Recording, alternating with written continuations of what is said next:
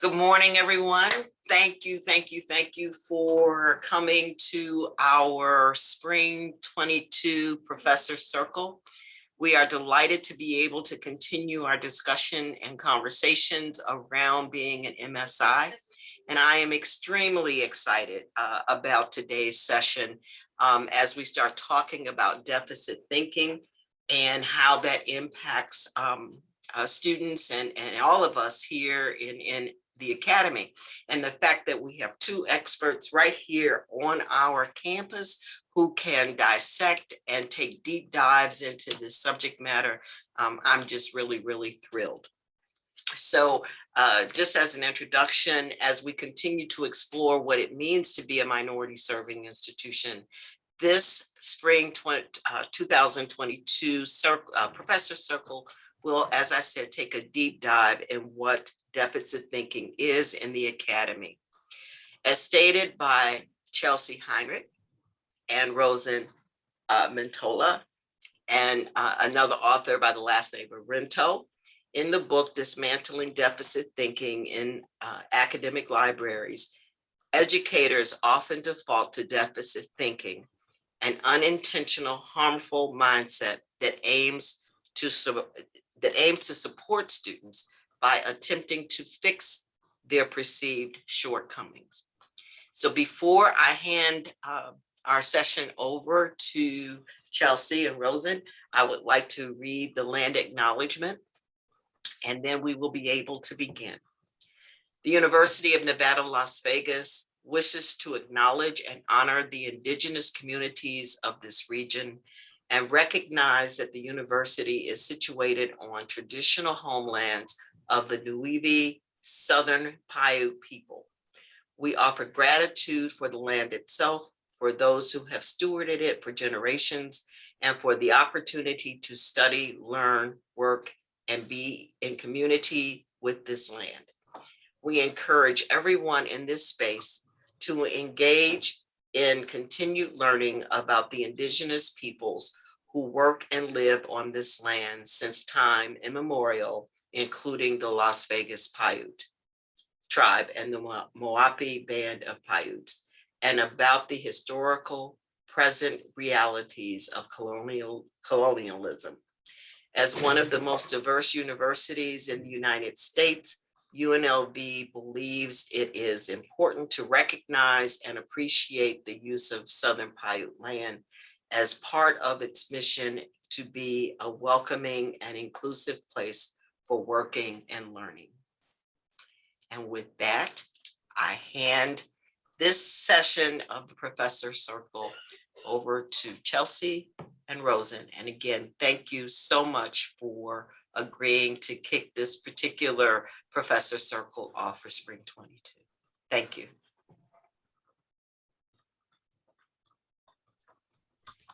Thank you so much for having us, and thank you all for being here. My name is Chelsea Heinbach, and today we'll be talking about dismantling deficit thinking in higher education.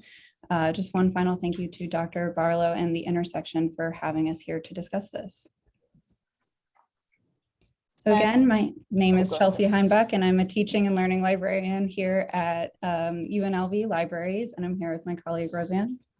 Good morning, everyone. My name is Rosan Mitola, and I am the head of educational initiatives for the University Libraries. And our colleague who worked with us on this project is Erin Rinto. She's a learning and research librarian at the University of Cincinnati. She wasn't able to be here with us today, but she has contributed greatly to this work. So today we'll be talking about a small part of what is explored in our recently published book, Dismantling Deficit Thinking in Academic Libraries, Theory, Reflection, and Action. We, of course, won't be able to cover everything today, but we're excited to get a conversation started with you all.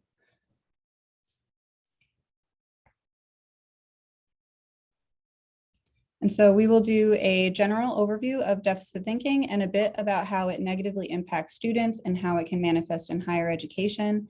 Then we'll discuss some of the principles that can guide teaching that works against deficit thinking. And then we'll open things up to discuss some ideas and strategies with you all so that you have a chance to share your ideas and perspectives, and we have an opportunity to learn from you as well. So we're going to get things started with discussing deficit thinking in greater depth and defining it. So we define deficit thinking as the belief that there is a narrow, prescribed, correct way of doing things, also known as the norm, and that those living outside of the norm are operating at a deficit and need to be fixed in order to be successful or have a positive life experience. Eamon Toole's discussion of this notes that perceived deficits can be rooted in linguistic difference, cultural diversity, or insufficient development of some type of literacy, such as information literacy. He goes on to state that in order to address the purported deficit, people are expected to align themselves or conform with the dominant culture. Deficit approaches are historically rooted in oppression and repression of marginalized groups, students of color, low-income students, first-generation students, students with disabilities, and neurodivergent students are all especially harmed by deficit approaches. We know there are a substantial number of students at UNLV that are part of these groups. And the impact on students can be great. Deficit thinking impacts students because it ignores their cultural strengths. It devalues their lived experiences, and it validates negative perceptions of their communities. Compounding the ways in which students experience negativity and devaluing in the deficit mindset, there are particular educational philosophies that may inadvertently send the message to students that they aren't bringing enough to the table. One particular example of the ways deficit thinking has permeated education is the banking model of education, critiqued by Paulo Freire in The Pedagogy of the Oppressed. Freire writes, in the banking system of education, knowledge is a gift bestowed by those who consider themselves knowledgeable upon those whom they consider to know nothing. This results in passive learning experiences in which all powers rests with the teacher, and the students are aren't expected to do anything more than soak up what we tell them. In addition, recent discussions on what some scholars call discourses of resilience, namely grit and growth mindset, are also taking place. Toole has a powerful discussion of the problematic nature of these concepts, but essentially believing that students can simply try harder to succeed is really an alarming framework that ignores systemic issues and further perpetuates deficit thinking.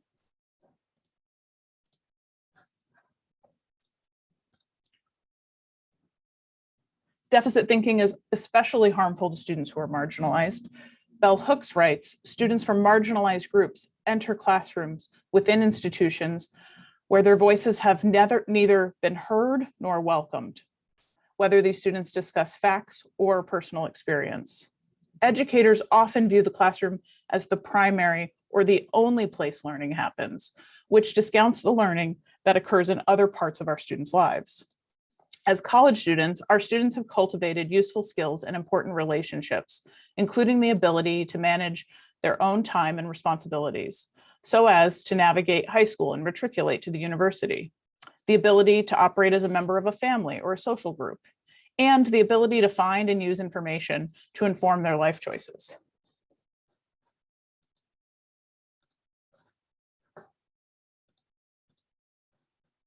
And today we thought it would be particularly helpful to talk about manifestations specifically within higher education. They continue to exist through structural systemic barriers that prevent equitable experiences for all students. In our book, we discuss these at deeper length and in greater detail, but here are some highlights of some common constructs that impact our students. The first of which is the construct of at-risk students, which is a persistent problem because the construct emphasizes that it's the student that is deficient and designated as possessing potential risk factors. The issue with labeling students as at risk is it avoids addressing the systemic issues that contribute to student achievement and success and puts all of the onus on the student. With generational stereotypes, deficit thinking can creep up by assigning students homogeneous characteristics and traits that are often defined by negative generalizations and assumptions. The achievement gap often places white students as the normative group to which students of color are compared. Through the dismissal of community knowledge, academia privileges the classroom as the center of learning, so instructors often prioritize academic information above all else. This contributes to deficit thinking about the information creation and sharing practices of non-academic communities, while enforcing the idea that scholarly information is the only significant way to create and share knowledge. And within disability and neurodiversity, there are so many ways that deficit thinking manifests. Students with disabilities often face challenges receiving empathy and support and are viewed as working within a deficit. Neurodiversity refers to the natural differences in the ways in which people experience and express their psychological worlds. Most obviously, they refer to neurological differences usually labeled as conditions of disabilities or disabilities, such as autism, ADHD, psychosis, depression, bipolar disorder, and learning disabilities. Within academia, we should be working to remove the barriers and harmful attitudes that exacerbate the challenges neurodivergent and disabled students face on our campuses. Each of these students will have unique needs and experiences, just as students from specific cultural or ethnic backgrounds are not monolithic. And finally, within the embodiment of dominant cultural values, higher education mirrors society at large. So it privileges the dominant culture values of whiteness, patriarchy, ableism, and heterosexism. Again, there's much more to really be explored related to deficit thinking.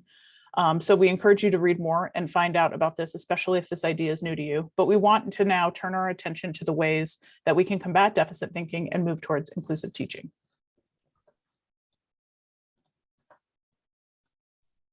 All right, yes, let's start talking about how to get rid of this stuff. So as a part of our research process, we studied various pedagogies that we felt worked against the deficit mindset, such as critical pedagogy, cultural relevant pedagogy, open pedagogy, and more. And we found in reading about these pedagogies that there were a lot of characteristics that many of them shared, which we used to then create a guide on dismantling deficit thinking. So this is our full guide to dismantling deficit thinking. The chart is broken into principles, mindsets, and practices. And if you look down at the bottom, you'll see a bit.ly link that will take you to this document so that you could read it more closely if you'd like. The principles describe the commitments educators need to make in order to dismantle deficit thinking in our work, a responsibility to honor prior knowledge, to create opportunities for genuine engagement, to center social interaction and community knowledge, to decenter classroom learning, and to work against systems of educational oppression. We feel strongly that praxis, or having theory inform practice and vice versa, is an important part of dismantling deficit thinking, and we argue that in order to fully adopt these principles, educators must do work at two levels. They have to do the internal work of transitioning to a strengths-oriented mindset by continuously questioning and reflecting on the principles and how we encounter them in ourselves and in our classrooms and in our institutions, and the external work of enacting those principles through tangible practices that we can employ in our daily research, teaching, and actions. So it's really the intersection of these two things, when our thoughts and our actions work in tandem, that we can begin the difficult work of addressing the disservices that deficit thinking has imparted in our library and educational spaces. So we won't have time to fully examine this guide today, but we do want to at least discuss some of the principles. So to honor prior knowledge, we must commit to knowing and reflecting on the fact that students enter higher education with many previous experiences, and we must honor that knowledge as valid and a real contribution to their academic work and to their learning process. We must create opportunities for genuine engagement, wherein we can make space for students to create their own meaning and be active participants in their learning experiences through our own teaching. And this happens by focusing on students' diverse, individually constructed representations of learning. So giving students the opportunity to work together and to work individually to create meaning and to create learning themselves so that it is built within them. To center social interaction and community knowledge. So by incorporating social interaction and community collaboration into learning experiences, educators recognize that learners' social networks outside of the classroom significantly impact their learning. So this also reinforces strengths and experiences from students' personal circle of support as assets rather than something that is totally separate from their learning environment. And on a similar note, to decenter classroom learning, this is to say that learning is not restricted to the confines of the classroom or their individual teaching spaces. And we need to provide space for learning to take place in students' own individual communities, both within the university and in other learning environments. And then finally, working against systems of educational oppression. Systems perpetuate the harmful culture of deficit thinking, and it's critical that as educators, we not only build inclusive pedagogies and practices into our own teaching and our own classrooms in the spaces that we have available to us, but that we work against oppressive educational systems through tangible steps like engaging in critical reflection and cultivating cultural and socio-political awareness to dismantle inequitable educational systems. So to go into these a little bit further, I want to discuss the principle of honoring prior knowledge. New learning really builds on prior knowledge. And when we're learning something new, we use previously developed understanding and context to gain new understandings. And it's important that we as educators recognize this in our students and create opportunities for them to utilize that previous knowledge. And so while there might be particular skills and content that our students do not yet know and that we are explicitly there to teach them and to work with them on, they do have previous learning experiences through their communities, through their education, through their families that serve as the foundation of their learning. And we should ensure that we tap into that and recognize it as valid.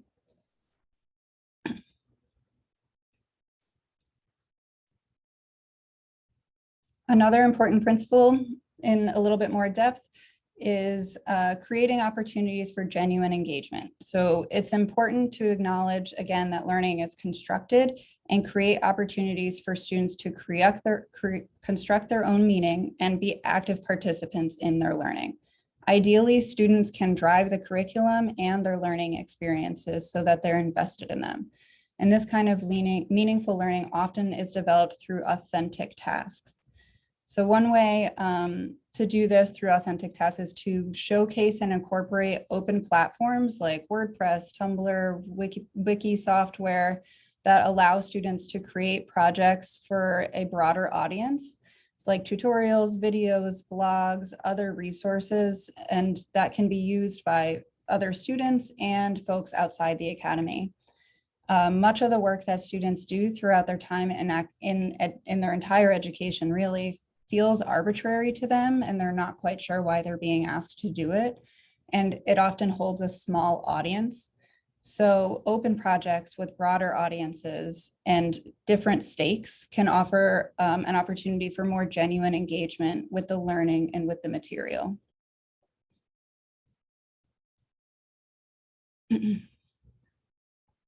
And so for centering social interaction and community knowledge, educators must reflect on the fact that knowledge is not created in a vacuum. It's quite social, and students working together in the classroom to solve problems is integral to learning. And learners' social, cultural, and familial networks have a huge impact on their learning. And so we must take tangible steps to create opportunities for students to create knowledge through authentic real-world applications.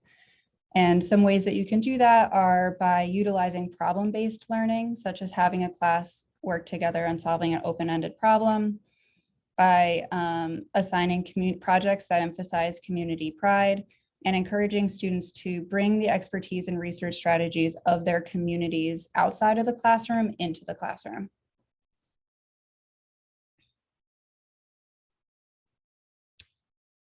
The fourth principle is to decenter classroom learning. And so we must, as educators, realize and reflect upon the many spaces of learning that exist outside of our classrooms and recognize that our classrooms are one space amongst many. And to integrate, we should integrate community knowledge into the classroom and share university knowledge with external communities. Universities exist in the context of a wider public, and social networks are places of learning, even if they are not in the university. So we can do that through designing learning activities and projects that benefit students' personal lives or professional pathways by, again, using those broader assignments that have a different audience, and by encouraging students to use tools that are relevant to their everyday lives, previous experiences, and comfort levels. So finally, in addition to the work that educators must do to build inclusive teaching practices into our own teaching, we really must do what we can to work directly against the harmful systems that perpetuate this culture of deficit thinking. So for example, many of the rules of education are unspoken or unwritten, and many of the expectations are needlessly complex. And so if we can work to demystify higher education and ensure that we're only asking students to do work that genuinely contributes to their learning and to the learning of others, that would make a huge impact for students now and in the future. And this includes shifting our mindset away from the often perpetuated idea that student success is singularly tied to their effort. Like if they were to just try harder, they could do anything, and that there's no external barriers. But I think we know that all of these things are happening within a system that can create unique challenges, and we can't ignore those elements of the system and expect that students should just try harder, and that is all that is necessary for their success. We have to remove those barriers as educators. Some of the ways that we can do that in practice is to interrupt deficit language when we see it, hear it or notice it in other instructors, professors, and educators. This will come up for us sometimes when we're working with instructors for research assignments. You know, we'll have instructors who feel quite strongly that their students don't have any previous research experience that they can tap into.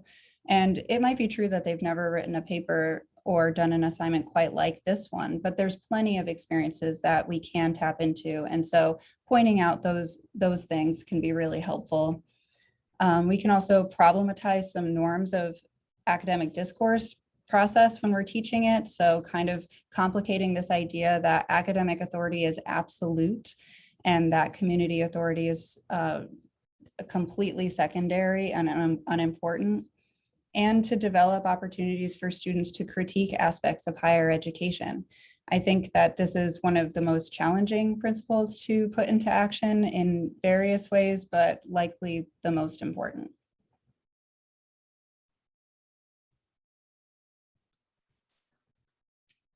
And, you know, in the work that Chelsea, Aaron, and I did to develop these principles and this path forward, we really learned a lot from so many colleagues in the field. We wanted to share some of their insight today. Our research was really inspired by their foundational work, and several of these individuals graciously shared their experiences and expertise in our book. And so the first person is Symphony Bruce, and she emphasizes how she centers social interaction and community knowledge by building opportunities for students to not only share what they know with one another, but also to teach each other. And so she also works against systems of educational oppression by legitimizing students' current knowledge, their languages, their word choices, and their worldviews. And another example comes from our colleague, Nicole Branch, in libraries. She inspires us with her work to build a community of strengths-based teachers by developing a sustained community of practice. She engages in conversation with other educators on how to remove barriers to education. We think communities of practice are particularly powerful tools for dismantling deficit thinking. And then our colleague, Cynthia Orozco, works with informed open pedagogy, which is particularly inspiring. She reminds us there are a lot of different principles and practices, and we can't expect ourselves or others to do everything all at once. And while there isn't one clear or exact pathway forward, there are many steps that we each can take by fostering a continuously reflective practice informed by principles and practices. We really can align our work with a more strengths-based approach. And finally, inspired by the most recent UNLV's Best Teaching Practices Expo organized by the Faculty Center. I went through and we looked through some of their posters and what they recently shared. So we have inspirational colleagues on campus. Dr. Batista, her poster shares how she emphasized water issues within minority communities in the United States. And she notes that the media often portrays Africa or South America as places where safe water is not available, ignoring the needs of minoritized communities in the US. So using culturally relevant pedagogy to emphasize issues within our current space is an inspiring example. And then Professor James, her learning activity promoted student interaction through a collaborative whiteboard where she used, where students could co-create meaning and share understanding of pedagogical topics. And she notes that this practice allowed all participants to contribute ideas, make revisions, and enjoy new aha moments in real time with far less pressure and concern for feeling called out or being wrong, which are definitely what we would consider anti-deficit practices. And then Dr. Marti, who uses an alternative grading system based on labor-based contract grading, where students meet certain requirements to earn a certain grade. If they don't earn the grade that they want initially, they can revise, reflect, and resubmit, which provides students to focus on the process without constantly thinking about having to get a perfect score on every task of a project. So we thought that was also really an excellent opportunity for students to have the chance to reflect and resubmit and grow throughout the assignment process. You can see these posters and many other really great ones through Digital Scholarship at the link below. And with that, we now want to shift to have a discussion with all of you. We can participate in discussion in a couple of ways. If chat is more comfortable for you, we can engage via chat. We can also, you can raise your hand and we can get the dialogue started that way. But we also, if you don't really feel like actively participating in that way, you can certainly reflect, which is also part of what we have structured within our book is a lot of active reflection. But we do really want to hear about your own practices, perspectives, and ideas, and ways that you've approached dismantling deficit thinking in your work. We are sure that you all have a lot to share and that we can certainly learn from one another. With that, the first question that we thought we would start with as a discussion is, based on your own experiences with students, what strengths and challenges do students bring with them to UNLV?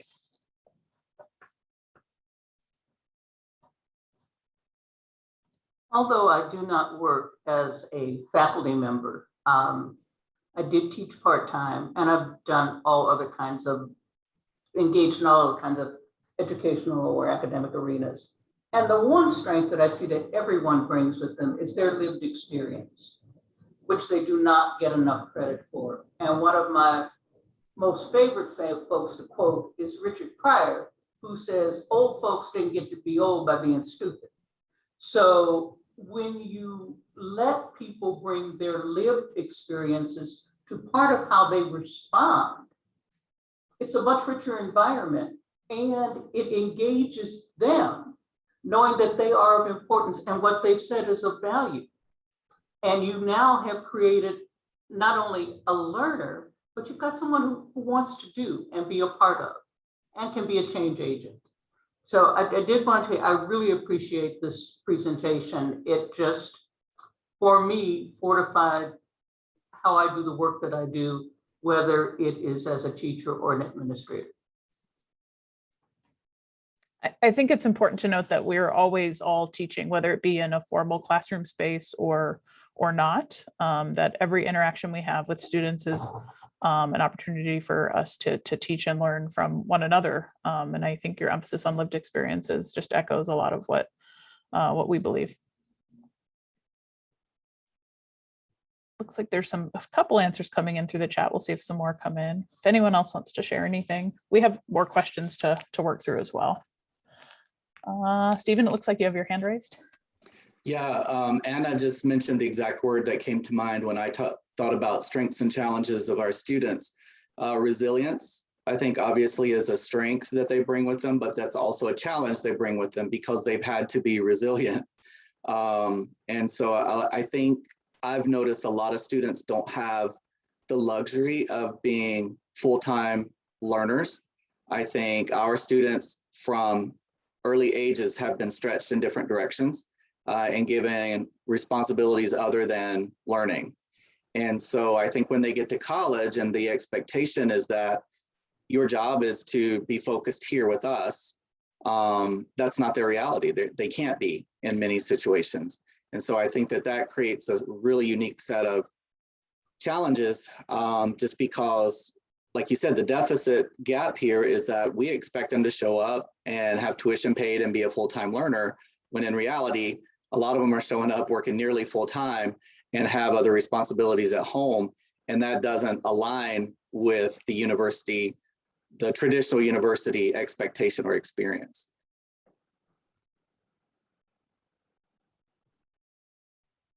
Yeah, I feel like it's really important to note that. I see some other notes in the chat here about how even if the students are in a quote unquote traditional age bracket, they often have adult responsibilities. And Roseanne and I have done a few studies on UNLV students, in particular transfer students and first generation students. And that is 100% what we found, is that a lot, like so many of our students are dealing with so many things all at once.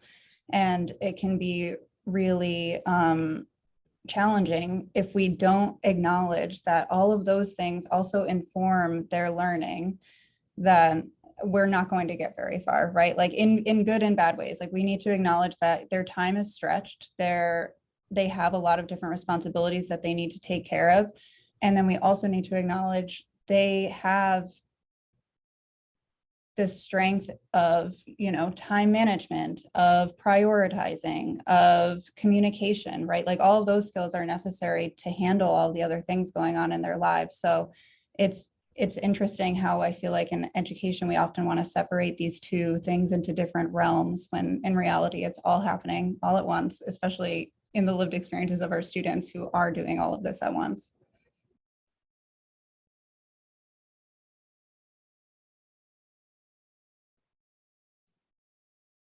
Chelsea, we can move on to the next question. Sorry, can you hear me? We can now, yes.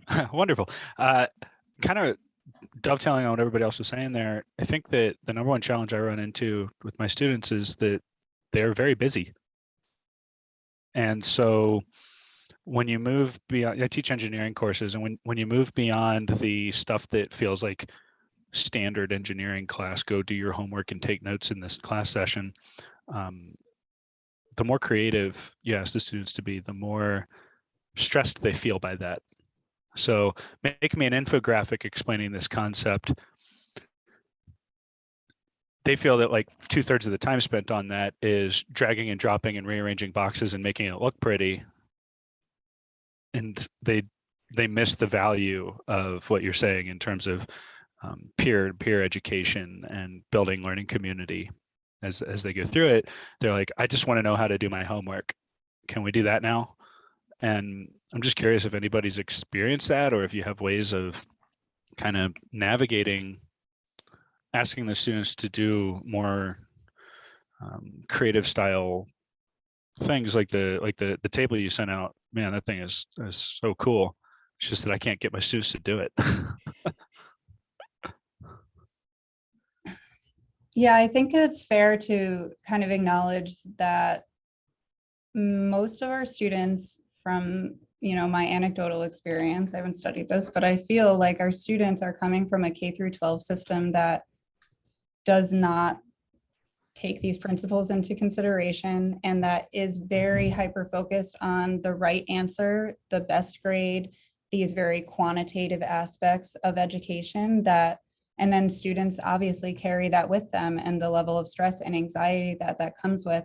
And so absolutely, sometimes when we ask them to do something that is likely to result in a little bit more organic of learning and genuine engagement with the material, they're so stressed about the grade and like getting the actual very particular one correct answer, when in reality, like we all know, that's not really how learning works. That's not really how knowledge is constructed, but it's how they've been taught that education works. And so I feel like it's hard sometimes, but we have to acknowledged why they're that way. And it's not, you know, we know they don't lack creativity. We know they don't lack a desire to communicate in interesting and unique ways, but they're so overwhelmed by these external factors of pressure. So building into your classroom as much as you can, you know, low stakes engagement. So like if they're stressing about the infographic, right? Like, I'm not sure, but what level of, how much does that impact their grade? Is it something that's pretty low stakes so that they don't need to stress about, I need to get the exact right thing and do it the most simple and straightforward and efficient way? You know, if you kind of create some low stakes ways to get up to that point, it will often relieve some of that anxiety, I think.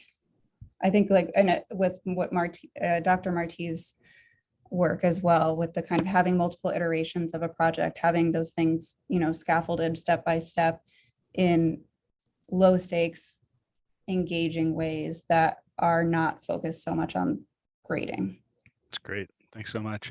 Yeah, I'm actually, Shane and I got together and chatted for a bit, and I kind of came up with a different experiment on the whole contract competency thing. I'll have to tell you all about it when I have some results. I'll be interested to hear how that goes. I think Yeah. building in reflection as part of the assignment too. And I think Laurel put in the chat, low stakes, multiple opportunities to demonstrate learning. Yes. I think that all just kind of reiterates. Thank you for talking Beautiful. about it. Yeah, and thank you for your responses here. Really helpful. I think we have a raised hand from Emma. Hi, Emma. Hi, yeah, I just wanted to also respond to that question. I think I'll probably be echoing what Melissa put in the chat, but I always follow Marianne Winklemis's transparent design syllabi, and the first thing is purpose. So I will put in, this is why I've designed this activity this way. This is why you're doing the infographic. It shows your creativity. It helps you learn the material more. So just being upfront with the students about why you're having them do that kind of assignment, even if it's going to be different than other assignments they've done, has really helped me connect to students when they have a bit of maybe a bit of hesitation towards seeing more creative assignments. So I was just going to note that that's something that helps me. Yeah, definitely a big fan of the tilt method. And also what Melissa said about when students see a purpose or an audience for what they're doing, they might get a little more engaged in it because they feel like it's a real authentic thing that's going to go into the world and have an impact.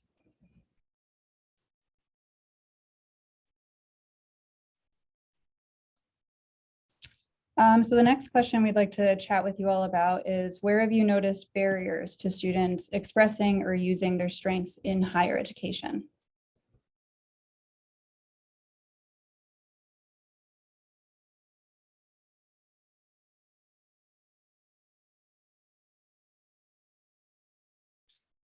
So I'm thinking about when we're working with students, right?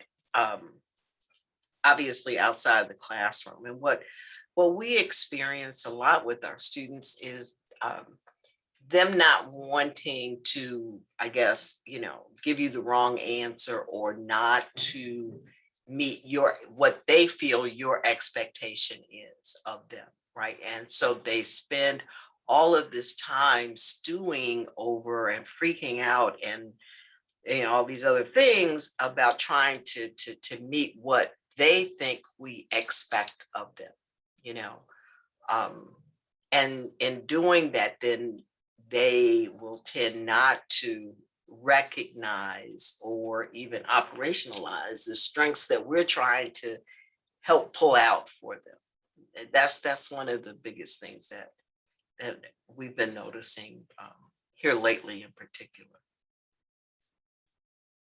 I think that one of the big barriers to students expressing or using their strengths in higher ed and in many arenas is that based upon their experiences and what others have seen when they have come forward, if people have ended up, for lack of a better phrase, being shot down or put down or ignored or judged, then they're more likely than not going to want to have that same experience. And what I find is trying to talk with folks about other ways that they can make that expression and still be safe. But at the same time saying, you're never going to know until you try. But it is seeing other people, the experiences of others not ending up well, often is a barrier for folks.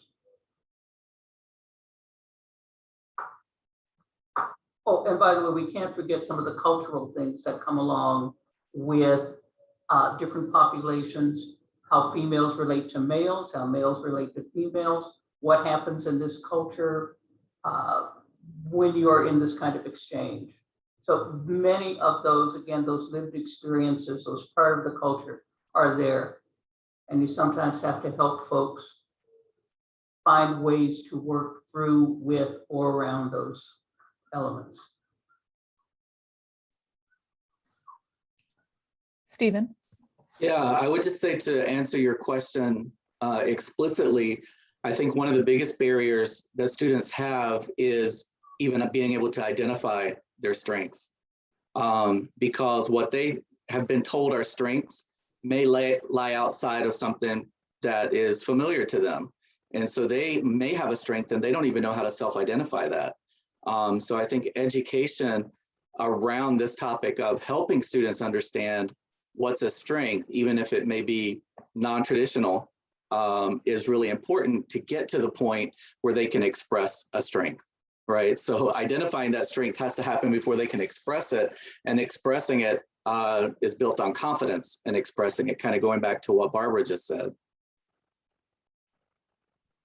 Yeah, thank you. I think that's really important. It reminds, I feel like what you're saying, Stephen, and what you said, Barbara, about kind of like the dynamics that go on outside and how, and culturally between folks, and which strengths are recognized as traditional strengths versus non. It really makes me think about how higher ed embodies the dominant cultural values, right? So students aren't who might not necessarily fit into that, don't recognize all of this other stuff that they have to offer, all of these other insights that would really enrich the space, because the higher education system and education system in general is not talking about those things as strengths. It's sometimes talking about the opposite as strengths.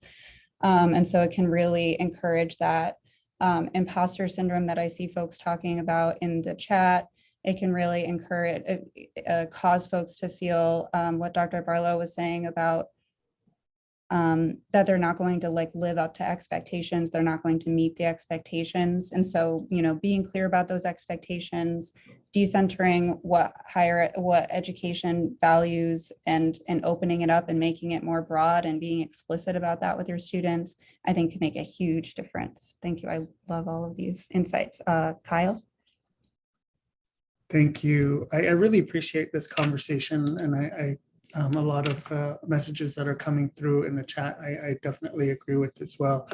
One thing I think is really interesting is in student affairs, and I'm in student affairs, if you do the academic route into this profession, you're given a set of the canon is filled with components that identify student development as well as identity development. And that's really what has guided me for quite a while in working in student affairs, to see where a student is in their own development of their identity and how they relate to the rest of the world. And that often doesn't align with what the institution is or where the institution is at. And then you'll get comments or concerns about students being more on the, they're a little bit more forward and approaching their identities, and they're coming to this realization of the oppression that exists. And I'll use myself as an example. I was raised on a reservation. I grew up learning what we were supposed to learn. And when I got to college, it's the first time I had found out that, especially where I grew up, it was an integral part of the history and the colonization process of specifically my tribe and the American Indians in Arizona. And you come through that identity and you move from along the continuum, right, into what Campbell's warrior state, and then eventually you move to statesman, et cetera. And I think a lot of our students, when they come to this realization of what has happened and what exists in the world, and if that's a new thing, they're going to go through that process of understanding what that is. And so in an institution where we want to value the students' lived experiences, that's a part of that. But then we'll often categorize these individuals, especially those who are going through a difficult time in internalizing where they are with what is actually happening. We'll label them as students of concern or angry students or activist students. And that often then pushes them further down and dissuades them from continuing in their own education because it's not in alignment with what they've come to learn and understand, rather than us on our side adjusting our way of seeing the student in their own lived experience in their own place. Thank you for sharing that. I think it's really powerful to think about how we sometimes create additional barriers, sometimes unintentionally, sometimes intentionally, and some are systemic. But I think that those can certainly be obstacles for students to have to overcome when they're already trying to kind of step into their own and move past some of these other experiences that can have a really powerful impact positively or negatively on their educational trajectory. And if you don't mind, I want to just throw one other thing in there is, Sure. This doesn't stop at the student level. I often tell our students, I oversee programs that serve first-gen and low-income students. And being the first-generation student in my family from a low-income background and also from a minoritized community, I'm often the very first in every situation that I've ever been in. So much so that my family has no idea what I do when I tell them what I do. They ask, what do I teach all the time when I don't teach, you know? And I think that's probably indicative of higher ed in general, but I often find myself in spaces that none of my community has ever been in, and engaging in conversations that none of my community has ever been in. So I'm still learning how to conform in the higher education environment, even as a professional, having passed the student level even. And so I still have to learn the walk and talk the walk when it really does not align totally with who I am sometimes. So I think that's an interesting thing, that this doesn't go away once you're not a student anymore. Hey, thanks so much for sharing that. I actually wanted to ask a follow-up question, if you don't mind. One of the things I always do at the beginning of the class, every semester, is I tell the students about all the classes I failed during undergrad. Failed calculus 3 times. Now I'm teaching calculus. I failed dynamics, and I teach classes that depend on it.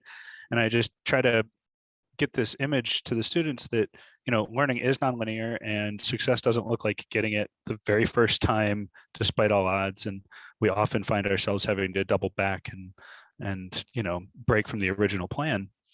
And a colleague pointed out to me, you know, a lot of your colleagues that don't look like you can't do that in front of a classroom because it would undermine the thin authority that the students have decided to ascribe to them.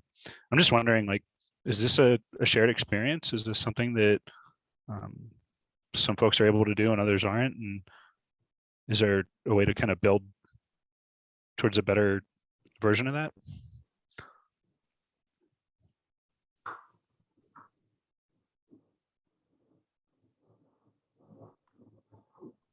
I often share with people my failures. And I do that to normalize things for people. For example, my first go round as a parent, and I taught some parenting classes. And I tell them stories about things that I did. And they look at me and they say, "You did that?" I went, "Yeah, I did that. I believe that." In a classroom environment, I have talked in a way, maybe making it more humorous than it needed to be, or in a way that was engaging, that worked on getting folks to understand that there's some work ahead and it's not always going to be easy. Sometimes that works. Sometimes it goes over like a lead balloon, but I'm willing to try. And I think that's a part of it. And I also believe that If you are indeed authentic and genuine with what you say, students will know that and will pick up on that and will, follow up with you.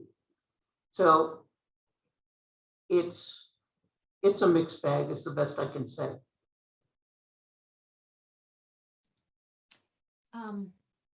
I'll jump in. I think that normalizing struggle is super important. And one way to normalize struggle is to like share your own failures and the ways that things have been hard for you.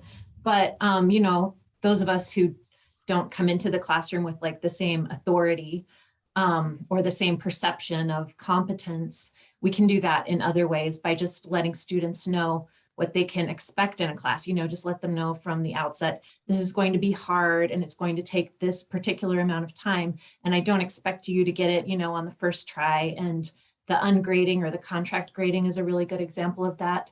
But I mean, I like what you're doing, Tony, in terms of just normalizing struggle to let students know this isn't easy. This isn't something I would expect you to, get right off. I've had a opportunity this year to interview students who've succeeded despite struggling. One of the students I interviewed lived in her car for a little while, and it was such, and it's still such an amazing experience to hear their stories.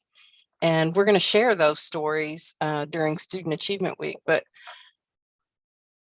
I think if we can get students talking to other students or provide opportunities where they're, addressing students that, yeah, I struggled, but this is how I overcame it. And I think those are opportunities for students to learn from their peers in that aspect too. And so after recording these videos, I was so blown away. I really would like to continue to do this project in some way, shape, or form. It was just so amazing and so inspiring, just listening to some of the students talk about their lives and just hearing their story. And I think their stories are powerful enough that they can influence other students too, where they can actually see themselves, in that situation and how to get out of them. So I think those are important things that we should tap into at some point in time too.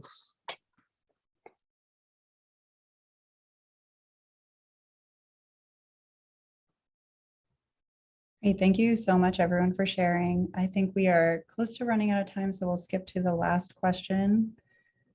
I think, yeah. So if anyone wanted to share one approach that we talked about or that any of the folks in the room have talked about that you feel inspired to incorporate into your own practice moving forward.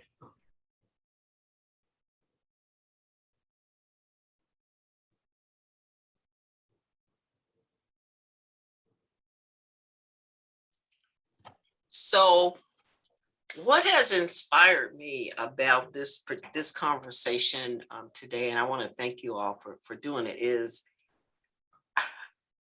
I'm wanting to probably continue to take a deep dive, right? And provide opportunities for faculty and as well as those of us who are on the administrative side and working with students on the front line to garner more skills and experiences about how we actually incorporate this into our daily life. So translation, if you hear Chelsea, Rosan, Emma, Tony, and a few others, that I'm probably going to be contacting you again to see if we can continue to take a deep dive on this subject matter. You'd be right on cue. I don't know that I gained, and no, that's the wrong way. There was no one approach. It was all of what went on today. It was looking at it in the whole and reminding me to be better and do better and why this is important.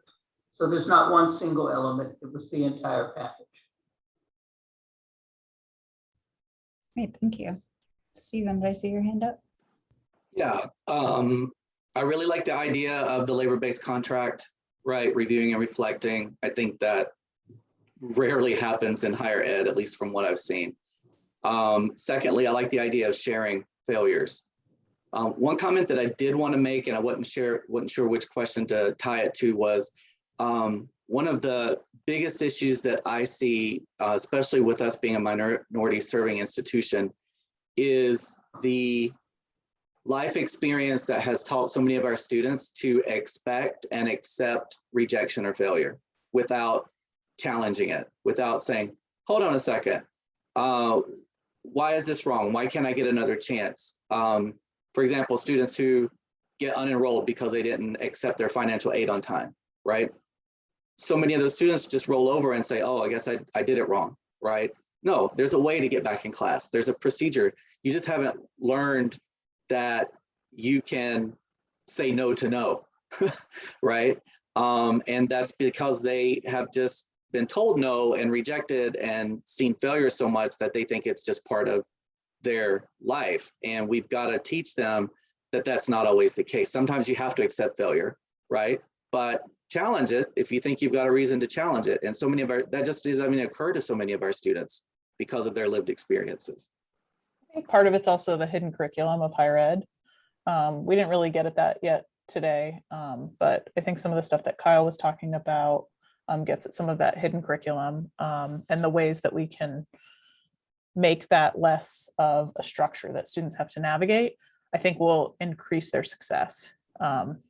Knowing that going to office hours is a practice that will benefit them and not about being bad or wrong or in trouble. It's just one of the many things, and like knowing to ask for reconsideration if something didn't go through. So with that, we are at time. We want to respect everyone's time. And there's some great additional reflection in the chat of some things that folks are going to do as they move forward. Thank you for sharing those from scaffolding experiences and sharing your own stories of former students that were able to overcome challenges. We'll turn things back over to you, Dr. Barlow. We appreciate the opportunity to talk about this with a broader audience than libraries. So, well, as I said earlier, I truly appreciate you all being willing to kick this series off. It was an amazing discussion and amazing information that I know that we all can utilize and put into our daily practice. And I really was not kidding about maybe looking at a way in which to expand this, but I'll give you a couple, 2 or 3 weeks before you get into that part. But I really want to thank everybody for attending today. As I put in the chat, the first 15 individuals who registered and attended today's session will receive a copy of the book. They will be here the 14th of February. And so as soon as we get them, I'll let you all know when you can come by and pick them up. I want to make sure that you know that once again, we'll be meeting again next month on the first Wednesday to talk about the Equity Institute. I'm excited about that and know that Melissa will be doing a wonderful job in talking about how the Equity Institute is able to intertwine all of these different aspects as we continue to look at how we as an institution truly become a model MSI. So without any further ado, I want to say thank you again for coming, and I will see you next month. Thank you.